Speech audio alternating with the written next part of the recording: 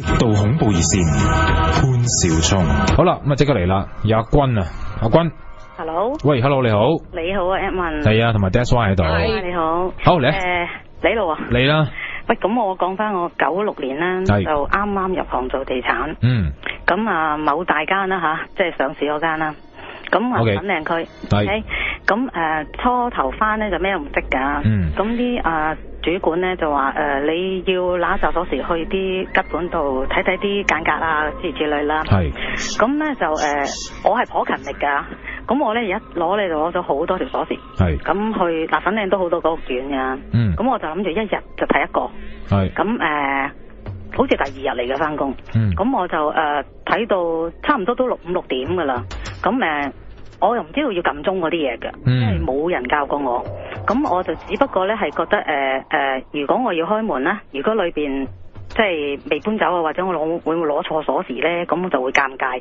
咁所以嚟講咧，我就會望下個門口咧，似唔似有人住啦。但係其實全部都係吉㗎啦，應該。理論上係㗎。係。嚇，咁我諗我睇到差唔多都，即係睇咗好多個盤都冇乜嘢，咁啊差唔多6點零鐘嘅天黑，咁我都冇諗住有避忌嘅，係冇嘅，咁啊去到某個單位啦，我記得係6樓嚟嘅，咁就想插住鎖匙入去啲掣，咁我就點解見到門口有啲即係地主啊嗰啲咁嘅嘢啦，咁同埋有張地氈咁樣嘅，咁我就唔係好識分頗唔頗舊啊，會唔會裏邊有冇人啊咁樣啦，咁我唔知做咩喎，嗰個單位我撳鐘喎，冇人喎，咁再撳多下又冇人，咁啊想開啦，係啊，咁開下咧，咁我電話響啦，咁我主管話你去到邊啊？天黑咯，唔好睇咁夜啊咁樣，咁啊都係，反正我都夠皮啦，咁我嗰日就冇嘢嘅，走啦。咁即係冇開到就已經走咗啦。冇開到係啦，啱啱電話響好巧，咁跟住之後咧，第二日就有個師妹啱啱新翻工，咁佢就俾我遲2日嘅啫。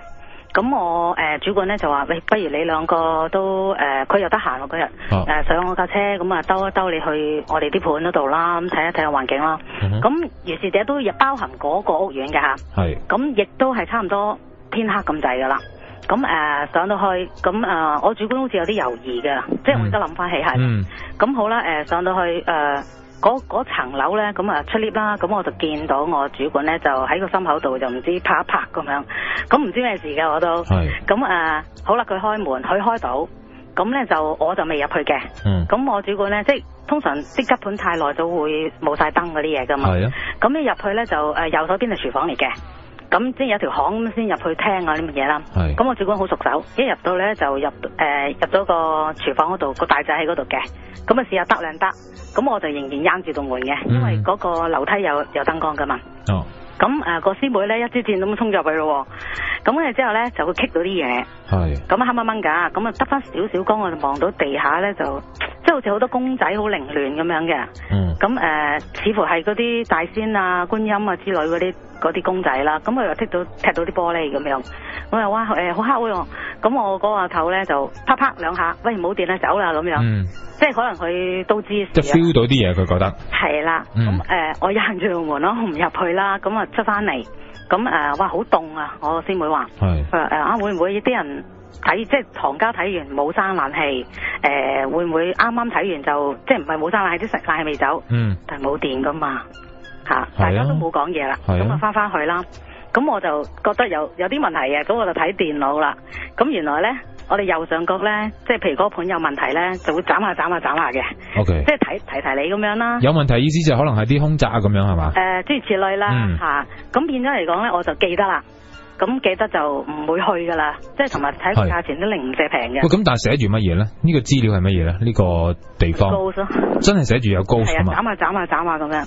係啊，咁亦都唔考究佢之前發生咩事啦。咁跟住之後咧，我哋成日都要 update 啲業主噶嘛。咁見到咁平咧，咁我即係又 update 下啦。咁好好笑嘅嗰個業主咧就話，咁啊，你睇下再平啲啦。咁我就話有人睇過，諸如此類啦，有個價錢啦。咁樣佢話平啲啦。咁佢記得我係邊位啦？你睇有時候客上去睇，你咪咩價都還俾我啦。咁好啦，好少業主會打翻電話落嚟揾翻你嘅情況係點噶嘛？過咗2日咧，佢就揾我，咁咧就話點啊？睇過有咩問題啊？有冇客啱啊？咁我就打住上相啦，話你執佢啦咁樣。其實我都冇入過去嘅。係。你講地下啲公仔咁講。佢自己講啦已經。係啊。我話係啦，咁亂好難咩噶嘛？你知咩事噶啦？咁咪話咁啊？我盡量啦咁。即係有猶豫位嘅。係啦，盡量。咁變咗嚟講，我八卦啦嘛，一直係咁跟住啦。咁好啦，佢又打嚟揾我咯，即係再過多一日。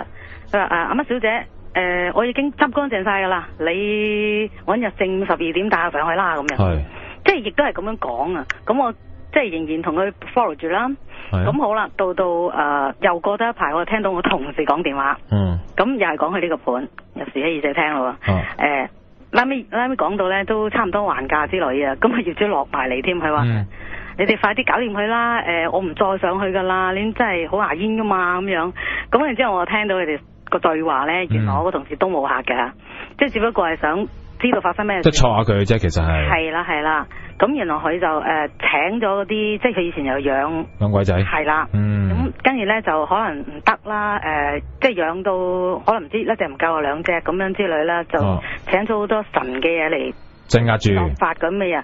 咁但係地下咁凌亂咧，就應該係大戰過後嗰挺嘅。係啦。咁好啦，即係不了了之㗎呢件事嚇。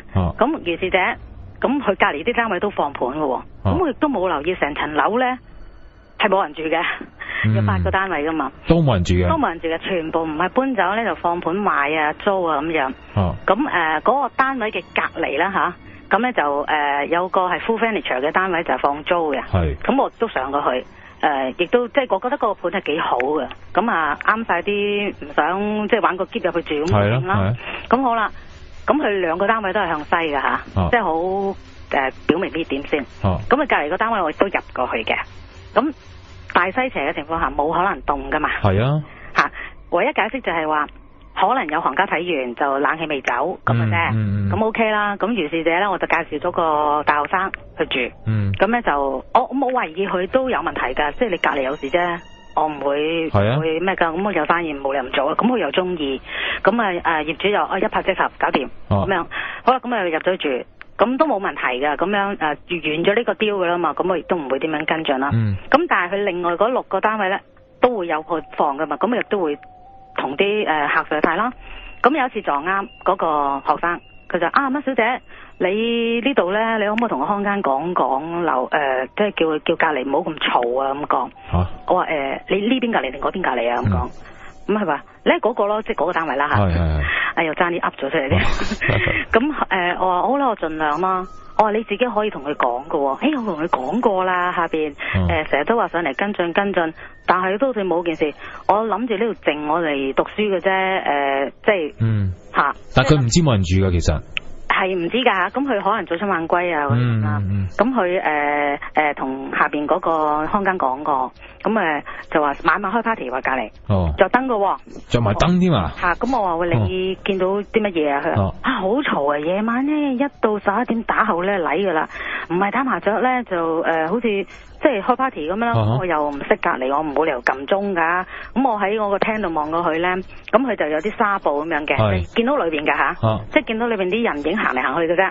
即係有電視有剩，但係裏邊係冇電視㗎嚇，冇電視㗎嚇，亦都冇電嘅。咁我大家知咩事㗎啦？全部人都即係啲同事啊，同埋啲看更都。咁我話看更有冇同你上嚟跟啊？話就話跟咗咯。我都同我業主講啊，都想唔住啊咁講。咁如果再係咁咧，我都係退訂嘅，即係退租啊！你幫我搞啦，咁我就要搞啦。因為呢個 deal 係我㗎嘛。咁好咯，咁即係聽就算啦嚇。我幫唔到啲乜嘢㗎嗰個 moment。咁好啦，跟住有一次咧，佢就已經搬走咗添啦。佢經過我鋪頭同我講，佢話我搬咗啦。你知唔知隔離咩事啊？咁講，我話你見到啲乜嘢？佢就話成日都開 party，咁我咧就有一日咁啱先聽到隔離開門。咁應該係行家大人上去睇樓嘅。咁我就順勢出去啦。即係諗住同隔離個業主講，你夜晚唔好咁嘈啦，忍唔住啦。點知隔離係冇人住嘅，你知唔知啊？問翻我喎。我係咩？你扮唔知？係扮唔知咯。嗱，幾冇職業道德啊你真係。嗱，熱心維修佢隔離個單位啫嘛，我冇推介過啊。但係我諗住呢個單位都冇事嘛，咁佢就客咯，可能成層樓啊，冇乜人氣。喂，咁其實發生咩事啫？咪就係頭先，即係除咗話養鬼仔之外，咁都係一家人啫。咁但係牽涉到其他人嘅一個。係啦，咁咧牽涉到成座啊，即係成座層啊，7-8樓冇事噶，即係嗰層樓嗰個6號 flat 啫，成日講埋啲。咁其實咧，跟住之後咧，我每次睇親樓咧都驚噶，都因為嗰層樓裏邊就唔係話零舍平，係嗰個單位平啫，吓。咁其實我未入呢間公司做嘅時候，已經係放晒盤噶啦，8個 flat 都，咁變咗嚟講咧就好記得咯呢單嘢。咁而家仲有冇人住噶？咁多年後？咁多年之後我就唔清楚。咁其實即係一直落去咧都仲有古仔噶呢個單位，咁唔知夠唔夠時間講嘅？但係都有其他朋友等緊添。好，嗱，不如咁樣，我哋傾住上集先。好冇？好多嘢噶嗰度。真係啊嘛？係啊，我諗而家當時嗰啲同事咧，如果聽到咧，聽我講都知咩事噶啦。粉嶺嘛，你話？係啦，96年咯。96年大屋苑嚟嘅。又唔係太大嘅。可唔可以講一個字啊？梗係好啦，我驚你唔講啊，真係。海交叉廣場啊。我唔識啊，真係。得算先。海交叉得啦，自己 search 下自己，自己搞啦。講多少少啦，佢得幾座樓嘅啫。得幾座？有一座咧係全部都係政府宿舍嚟嘅。哦。呢度啦。我唔識，嗰頭唔識真係。O K。得啦，喺嗰頭應該會知噶啦。我哋搵到噶啦。係嘛？係啊。喂，下集等你講下。幾時打上嚟好啊？聽晚或者後晚啦。好啊。好嘛，唔該晒。拜拜。好，拜拜。喂，阿君。喂，hello。喂，hello。係啊，Emma 你好，你好，hello，好嚟。我嗰個單位啦吓，咁我都睇翻啲 board 咧，網友咧都好犀利啊。係咪中咗啊？唔好要我講啦，得明嗱，你明啊？嗰度又唔係死個人，即係唔會話即係起 search 咧，即係唔會話釘契嗰啲。係啊，老實講。係啊。好啦，咁我講翻關於嗰個盤。關我事嘅吓嘅3個經歷咧，我就最清楚啦，當然。咁但係咧，零星落索都有啲同事關佢哋事嘅情況下咧，我都知道成個故仔嘅，咁我都諗住都講噶啦。好啊。咁今日講中集先啦。好啊。OK，咁上次講到大學生嗰單嘢完咗啦。係啊。咁好啦，我喺96年入去呢間公司做，去到97年咧，我都仍然係嗰區嘅。咁呢個盤咧，到我走咧，都仍然仲喺度噶吓。係。咁我哋唔會就成日諗住呢個盤而去做嘢嘅。咁有時有啲盤咧，真係要推介，咁真係會推介到嗰棟樓啦。咁我記得啦，我唔係嗰年裏邊嘅事嚟噶啦吓，我唔記得有些年日子啦，都係夏天啦。咁我就要我哋叫射盤啊。咩意思啊？射盤即係一次過帶睇好多個盤。希望嗰日裏邊咧就搞掂佢嘅。因為驚佢翻去諗嘢啊，又會改變主意啦。通常我哋都會係盡快覺得嗰個人客咧有意思咧，都會即刻即係closing 嘅希望。係。咁好啦，有一次咧就有一對夫婦同埋個女，咁咧就嚟睇樓，咁我就介紹到都好多盤嘅。咁我心目中咧都係諗住推介，即係希望佢買咧就買嗰座樓嘅上幾層嘅單位。咁唔係嗰個 flat。但係都係向西嘅，係，但係啲網友好犀利嘅，查到啦。係啊，寫咗出嚟啦，真係。嗱，我希望咧，即係啲網友唔好亦犀利寫咯，因為呢個單位咧，咁多年以嚟，據我所知啦，因為我成交咗賣噶，我認為佢哋仲喺度住噶，所以就真係，就算估到都唔好寫啦。高抬貴手啦吓。唔該啊，真係。OK。咁。睇樓啦，咁睇咗好多個盤，都身水身汗嘅嗰日。咁咧到即係我帶咗好多鎖匙啦。咁當然亦都有啲要約業主噶啦。咁我咧其實就想推介上面嗰個啦吓。咁唔係嗰個 flat，即係重複再講一次啦。咁但係6樓咧嗰個 flat 係有條鎖匙嘅。吓，咁我即係都要去啦。咁我其實不斷睇緊啦，期間都打電話俾我心目中個 target 盤個業主嘅。打極都冇人聽。咁冇辦法啦，最拉尾咧唯有真係要去6樓。睇嗰個單位啦，因為一樣㗎咋。不過話俾個客聽，唔買你買呢個，就買樓。即係大概個位置個方位咁啫嘛，一模一樣。係啦。不過係上幾層咁樣。係咯。咁咧都係睇到夜晚8點幾，我記得好記得嘅，因為飯都未食㗎。咁去到猶豫出 lift 啦，又係嗰度啦嚇。咁仲要係同一部 lift 添嘅。係。咁唔係，即係同一個方向。咁其實我開緊門嘅時候咧，個心目中都諗住嗰單嘢嘅。即係望到嘅，其實都。咁但係咧身水身汗係行到熱嘅啫。咁我咧開門喎，咁咧就其實開唔到嘅開頭，唔知我緊張定點啦。咁佢嗰個女女咧就話：姐姐你好凍啊！佢見到我打冷震，我都唔知係咪㗎當時嚇。我話唔係，流緊汗咁講。不如唔好睇喎。即係我開咗2下3下都開唔到。跟住咧嗰個妹妹咧就話：你咁凍，不如走啦咁樣。咁我走啦。即係我唔知道我係咪已經開咗。即係咧擰轉身開到喎，咁啊入到去啦。咁梗係嗰個客人咧就話：不如睇埋啦，橫掂都開到。咁佢哋梗係唔知咩事啊。咁啊佢係入去啦咁樣。咁有電嘅個單位。亦都係一個吉盤嚟㗎，係冇人住過㗎吓。可能買咗翻嚟再賣咁樣咯。咁睇完之後咧，即係個客唔肯走啊。覺得幾好啊間隔，同埋都係向西㗎吓。但係浸涼嘅。咁又係嗰個解釋啦，可能啲冷氣未走嘅啫，因為但係即係行家都有鎖匙。咁 OK 啦，咁我見到佢有啲興趣，我就希望喺嗰個單位嗰度，即係講晒買樓嘅過程啊，因為佢哋第一次買樓，咁就賣幾多錢啊啲咁嘅嘢啦。好啦，喺嗰個單位搞掂晒。訂都落埋，我哋有 prelim 係新㗎嘛，咁因為收咗佢個訂就叫佢翻屋企等消息，咁通常我哋就嘭嘭聲揾業主㗎啦，咁業主唔喺度住㗎嘛，咁好啦，於是者去咗個業主屋企啦，咁唔係嗰區嘅，咁啊搞完啦，簽晒成雕㗎啦，咁跟住咧係話你咁夜你怕唔怕翻去粉嶺？問我係咪住粉嶺？我話冇問題㗎，咁樣我自己翻去慣㗎啦。邊個問你啊？即係。成交嗰個業主個單位，個買家，唔係業主，買家翻咗去㗎啦，係等我消息㗎咋。好啦，咁跟住之後我話唔驚，我 OK 㗎，咁樣翻去啦。咁咪送我落樓之際，我就問一問佢啦。我話你哋今日真係好夜翻啊！我咁講，因為佢係住另外一區啊。佢點解問啊？我哋成晚都喺度。我知咩事啦。點解咧？你明唔明啊？我打極電話咧，係冇人聽啊！我就跟住猶豫緊，會唔會係一定要去嗰度咯？即係一定要去6樓咯。其實如果佢有人聽，佢過到嚟開門，我就唔使去6樓啦嘛。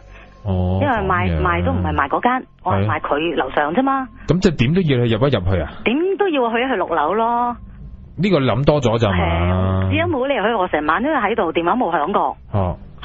咁OK 啦。完咗呢個我有少少寒咯，當時個心。咁我都唔理佢噶啦。咁即係我喺嗰段時間咧，有時都會撞翻個賣家噶嘛。又八卦啦，問佢OK 好唔好住啊？嗰度咁講啦，都幾好啊！我老婆又有咗落咁樣。咁呢啲唔提我話啦。OK，好啦，第3個都係關我事嘅，都係即係同呢個單位有啲拉楞噶啦。咁大家都知6樓啦，嗰個單位啊。咁其實佢樓下 exactly 嗰個單位樓下都呢個我唔怕講，因為我應該冇人住嘅嗰度，咁即係5樓啦嚇，咁咧就有放盤，亦就有鎖匙嘅，咁連隨睇5樓之際咧，照推介啦，反正5樓6樓都賣緊嘅，咁如果嗰個唔啱嘅，6樓平啊嘛，係咪先？即係啲人就嫌嗰度西斜啊，咁其實5樓咧都涼浸浸嘅，都係嗰個原因啦，我諗住，咁好啦，OK，咁我就收咗，又係收咗單邊訂，咁啊去揾業主5樓嗰個嚇，咁佢又都係住地區嘅，咁我就去同佢negotiate 嗰個價錢啦，咁其實就爭唔多嘅，咁爭幾萬蚊嘅啫，佢咧就話我都放得平㗎啦，你唔好再壓我價，即係5樓個業主，咁我話。個業主個客真係加唔到喎，咁講啦，咁係因為咁咯，你唔揀都得，收佢多啲訂翻嚟咯。係咯，即係收，即係佢嘅訂唔俾你，或者係咪？即係個傭唔俾你咁定點啊？唔係，唔減價都得。即係個傭亦都唔好減我啦，我都即係好辛苦嘛。OK。佢就話要收個客多啲訂。即係多啲錢傍下身先，即刻咁樣。係啦。咁一般都5%乜都夠噶啦，因為離印各方面就算去撻都唔使賠啊嘛，即係唔使話傷啊嘛。OK，嗰啲行內嘢唔多講啦。咁我咁我試下啦，不過機會唔大噶。咁我又喺度諗死啦，即係我咁嘅情況下，我真係唔知點做啊嘛。我希望真係丟成噶嘛，咁我梗係打電話俾主管，咁嘅情況點樣啊？佢5樓啊，喂，佢可能知6樓單嘢噶喎，咁講，你試下用呢樣嘢嚇佢啊，咁講。哇，咁衰！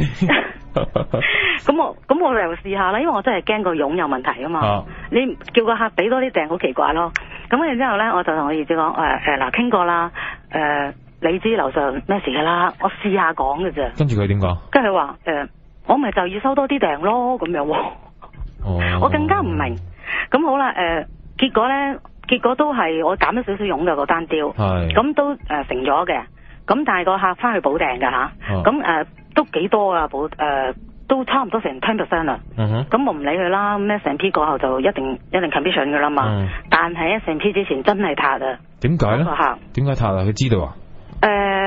我問佢點解，佢話佢搞即係mortgage 嗰陣時啦，就透露咗少少嘢。佢話你呢個單位咧，即係佢啲銀行通啫嘛。係啊。佢話3個月前又有一單咁樣喎，即係嗰個係個客嘅問題，mortgage嗰啲料唔靚啊。咁但係提一提佢，咁嗱個客啲料靚唔靚唔關個單位事噶嘛。咁可能咧即係太多古仔，咁我估計啦嚇，都唔知個客就話撻都算噶啦咁樣。咁原來嗰個單位係撻咗3次訂嘅。total 啊，係啊。係啊，好短時間㗎咋？你哋如果查鐵道廳咧，佢係而家都未丟到㗎，我諗，即係咁多年以後啊，我唔敢肯定啊。而家因為我冇做啦呢行，雖然知5樓嘅單位都係賣唔到㗎，但係個業主咧就盤滿缽滿嘅，因為佢收咗幾次訂啦嘛，已經係啦。咁我終於明佢嗰句説話啦，即係我用6樓壓佢嘛，跟住佢話，咁我咪要你收啲訂咯，咁樣。哇！佢攞住人哋呢啲嘢嚟收個訂，即係話幾次都係咁講啊。其實嗰個客本身個訂都唔少噶啦，都俾到5% 噶啦。咁但係加到成10%。哇！佢咁樣幾次都好過真係放咗層樓。係嘛？到我離開嗰區啊，佢都係未賣到嘅，但係佢收咗幾次訂咯。咁係咯，都幾廿萬啦。幾好噶。咪咯，咁樣執幾廿萬。係啊。真係啊。剩冇時間。講多少少啊？呢個係我知咩事，但係唔關我事。好。其實咧，即係叫做喐過呢個盤啦，因為我哋每關於嗰個盤有啲咩資訊都要打落電腦嘅，大家都知嘅。咁咧就有個師兄有一晚都成10點幾，我哋準備閂鋪。咁啊見到師兄翻嚟，咁啊係好嬲咁樣咧，就打電話俾個業主。咁我哋都唔知咩事嘅，就係因為得翻個師兄啦，我同埋另外一個同事3個人嘅啫。咁夜晚冇咩嘢做噶嘛，咁咪聽佢講嘢咯。咁我哋做個動作咧，話可唔可以撳 speaker？因為知係嗰個單位啊嘛。咁我哋八卦啊嘛，佢就做示我哋可以。咁佢咧就即係咁鬧個業主，即係鬧6樓嘅業主。乜生你即係擺咗陣，你要出聲啦咁講。咁嗰陣時其實已經執乾淨晒地下啲公仔噶啦，執乾淨晒，好乾淨噶啦。你門口嗰個符咧，你就唔搣咗佢，你淨係搵嘢噴咗，咁人哋都知道咩事噶嘛。即係仲有嗰啲即係少少嗰啲黃紙喺度。呢個我反而唔為意，真係門口。咁但係咧，佢差唔多埋雕噶啦，即係已經係睇完又睇，睇完又睇，到last 咧就嗰對夫婦，即係佢嘅客就帶埋個未來外母，因為結婚用嘅，就上去望多次個單位。咁都已經差唔多落訂成㗎啦。咁嗰個客咧就同我個師兄啦，就喺個廳嗰度即係傾緊偈咁樣啦，即係試下啲冷氣啊各方面。咁但係佢嗰個未來外母咧就入咗睡房，就一打開嗰個衣櫃就嗌咗出嚟，即係你開衣櫃咧就有聲㗎嘛，佢嗌咗出嚟，我師兄都唔知咯，跟住衝入去話 Auntie 咩事？佢話佢自己都打一突啊，即係有件獨黃色嗰啲道士袍咧，10字形咁掛喺度。哇，唔係啩？即係。好驚喎！當時聽到，跟住之後咧，你知唔知個業主反應點樣？第一句就問：嗰道符有冇甩到？即係其實係10字形啦，咁有得冇噶嘛？係啊。咁佢就係黐咗嗰度有得冇？嗰度冇黐咗道符噶。係啊，哇幾寒啊而家。哇，咁你點解唔整走埋佢啊？嚇死人噶喎！喺個衣櫃裏邊啊嘛。喂，咁你都會開噶嘛啲客係嘛？好少嘅。都唔係啩？都會。即係入去個客都會㗎。係啊，點都會㗎其實。嗰個係入場櫃嚟嘅，即係發展商。唔係，我知啊，但係你睇樓你乜嘢都開嚟睇㗎啦，我自己睇樓都會㗎啦，基本上。吉嘅單位好少嘅，即係除非佢仲有啲舊家私咧，都會睇下裏邊有啲咩垃圾啊咁樣嘅啫，即係唔會懷疑你發展商送嗰啲入場櫃啦，一般都唔開嘅。但係佢係開咗之後咧，就幾驚嚇嘅一個畫面。咁我都係當然都唔會上去八卦咯。呢個就係聽住我師兄咁樣講咯。咁但係呢單雕唔關我事，我唔知內裏點樣啦。就係咁咯。其實零星落索都有啲關於呢個單位，但係就我唔係太清楚，我就唔講啦。好啊，咁樣咯。好，喂，期待你下集仲上中下咁樣下集好嘛？下集都係關我事噶。好啊，好啊。係啊，但係如果聽晒成個古仔咧，你哋會覺得奇怪。我由頭到尾咧，我都冇入過嗰個單位噶。哦，咁啊係。吓，我真係好慶幸嗰個電話響咯。如果唔係，你都入咗去啦，都已經可能。係啊。OK。係啊。地區嗰啲我都有嘅，咁我遲下先講啦。好啊，喂，你嘅絕對可以成為我哋極度恐怖熱線喺地產界嘅一個翹楚啊！哎呀，唔好咁講，好唔好？哎呀，啲做新地產啲個個都有故仔㗎。我都知，係。但係佢哋講完唔講㗎咋。係啊係啊，我都知。因為我離開咗呢行咧，我唔怕講咯。因為都避忌㗎嘛。都係嘅。係啊。好，阿君。好。下次有機會。好。睇下邊晚啦，你得閒打嚟啊。好啊好啊，隨時歡迎啊 ，OK，好，拜拜。喂，阿君 ，Hello，喂，今日講第3集啦，係嘛？係啊 ，Edmond 你好，同埋 That's Why 你好 ，Hello 阿君。嗱，年份咧大約都係98、99咁上下啦。因為嗰陣時度都好多銀主盤嘅，咁我就喺東九龍啦，九龍灣某個大屋苑。九龍灣 OK。係啦，咁陣間我會開估噶啦。咁好啦，咁有一朝咧就有一次咧就得翻我喺出邊睇完樓翻嚟，鋪頭得一個同事喺度啫。咁咧就好逼噶嘛，我哋同事之間啲位。咁我就翻埋自己嘅位度做嘢，咁我就見到即係有條新鎖匙擺喺我台面。咁我就好自然攞嚟睇下啦。咁咧就我問翻我對面個同事，我話喂新盤啊，上去望下咯咁樣。咁咧我都會睇開咗未嘅喺個電腦度。咁啊睇到咧就啱啱開嘅啫。銀主盤嚟嘅，好平。咁但係個位置咧，我就即係我哋都熟晒啲 floor plan 嗰啲嘢。咦，高層應該向海啊。咁我睇下靚唔靚啦，個 view 即係諸如此類啦。咁嗰陣時咧都係夜晚7點幾。吓，準備都睇完就去食飯咁樣嘅。咁我就話喂，不如你就抬咗上去啦，因為都有個單獨睇樓嘅經驗得多。所以都驚驚地啊。唔會嘅，係啦，又新盤。咁啊好啦，咁佢話同我上去望下，咁我男同事嚟嘅。咁咧就好啦，咁於是就搭 lift 啦。咁咧我要講嗰度嗰啲 lift 數嘅嗰啲 lift 嘅層數嘅分佈先。好啊。佢好得意嘅，有30幾層高。咁佢就唔，佢層層都有 lift 啦，當然就成日得一部 lift 嘅啫。一部 lift。係啦。哦。得一部 lift 嘅啫，即係分別係4、5、6啊、7、8、9啊咁樣上嘅，即係4樓下一層就係7樓噶啦。即係如果嗰部 lift 要去嘅位置。Okay. 跟住就10樓、13樓咁上啦。係。咁個單位咧，我冇記錯，應該係20幾樓嚟嘅。咁唔理噶啦，嗰陣時咁咪睇啱嗰個層數就揀嗰部 lift 去搭啦。咁我同我同事一齊上。咁啊上到我都事後諗翻起啦，因為發生咗之後我哋跑落樓啊嘛。咁我哋都諗翻起我哋出 lift 嗰陣時嘅畫面咧，因為通常一出 lift 有埲牆噶嘛，會提你係第幾層㗎嘛。計算就冇錯嘅。咁好啦，咁而家係講緊上去啦。上去咁我就見到嗰個，即係通常銀主盤啲閘咧都係唔鎖嘅，銀行咧就淨係俾條木門匙你嘅啫。咁好自然咁樣就燙開到閘啦，咁就開門啦。咁樣入去，因為我哋都已經記得晒所有銀主盤裏邊應該係亂七八糟噶啦，因為係啲執達吏咧嚟封。咁上一手業主應該係封唔掂嗰啲啦。係啦，總言之佢就即係亂晒龍咁樣去走嘅，即係值錢嘅嘢一定係攞晒走噶啦。咁亦都唔會執乾淨咁走，因為佢都冇資格賣啦嘛。咁我哋已經心裏有數係點嘅款嘅，見怪不怪。咁好啦，講入到去嗰個單位咧，當然係好凌亂啦。咁嗰個間隔咧就係一個 L 廳，咁咧就廚房同廁所喺間屋嘅中間嘅，咁尾咧就有2間大房咁樣嘅。咁好啦。咁我入到去咧，冇感覺唔妥嘅吓，咁就當然冇燈啦，又係開咗道木門啊嗰啲咁嘅嘢，但係嗰度人氣係非常夠嘅吓，因為嗰個屋苑好多人住嘅。咁好啦，咁入到去，我同事咧就一支箭入咗尾嗰2間房，因為嗰2間房係可以，其中一間睇到個海嘅。咁我行得慢過佢，咁我就行到去嗰個中間，即係廚房個位嘅啫。咁我衰喎，即係口裏邊就講咗句我哇咁亂啊！唔係人住嗱，同一時間唔係人住之後，我已經知道，哎呀死啊，可能講錯嘢，即係同一時間好快。